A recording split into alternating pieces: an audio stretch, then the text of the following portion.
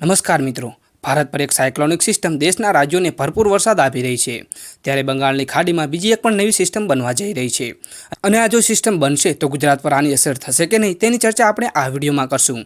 સાથે સાથે આવનારા દિવસોમાં ગુજરાતના કયા કયા જિલ્લાઓમાં વરસાદ પડવાનો છે તેની પણ આપણે ચર્ચા કરીશું, જેથી જે પણ મિત્રો અમારી યુટ્યુબ ચેનલ પર પહેલીવાર વિડીયો જોઈ રહ્યા છે તેઓએ અમારી ચેનલને સબસ્ક્રાઇબ કરી વિડીયોને લાઇક કરી દેવી। હવામાન વિભાગની આગાહી મુજબ એક સિસ્ટમ મધ્યપ્રદેશની ઉપર છે, સાથે બીજી સિસ્ટમ પશ્ચિમ બંગાળ, બાંગ્લાદેશ, म्यांमार नजीक बनवा जई रही है।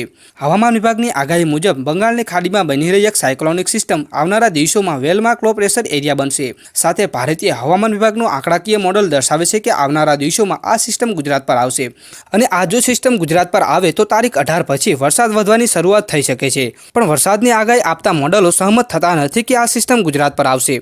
आवनारा दिवसों में आमां फेरफार पण थई शके छे अने आ जो सिस्टम गुजरात तरफ आवे तो तारीख 18, 19, 20, 21, 22 અને 23 તારીખ દરમિયાન ગુજરાતના મોટા ભાગોમાં વરસાદ પડી શકે છે, જેમાં ઉત્તર ગુજરાતના જિલ્લાઓ, મધ્ય ગુજરાતના જિલ્લાઓ, સૌરાષ્ટ્ર અને કચ્છના ભાગોમાં વરસાદ પડી શકે છે। અને આ જો સિસ્ટમ ગુજરાત તરફ ન આવે તો આજથી ગુજરાતમાં વરસાદ ઘટવાની શરૂઆત થઈ શકે છે, કારણ કે જે સિસ્ટમ રાજસ્થાન ઉપર થઈને પસાર થવાની હતી તેના કારણે ગુજરાતના અમુક જિલ્લાઓમાં વરસાદ થવાનો હતો, પરંતુ તે અત્યારે ઉત્તર ભારત તરફ ફંટાઈ ચૂકી છે, કારણ કે પાકિસ્તાન તરફથી આવતા પશ્ચિમી પવનોના કારણે તે ઉત્તર ભારત તરફ ફંટાઈ ગઈ છે।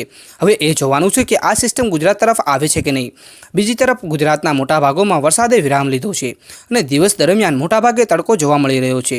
તો આવનારા દિવસોમાં ગુજરાતના કયા કયા જિલ્લાઓમાં વરસાદ થશે તેની વાત કરીએ તો 13 તારીખે ઉત્તર ગુજરાતના જિલ્લાઓ, મધ્ય ગુજરાતના જિલ્લાઓ, પૂર્વ ગુજરાતના અને દક્ષિણ ગુજરાતના જિલ્લાઓમાં હળવો વરસાદ થઈ શકે છે।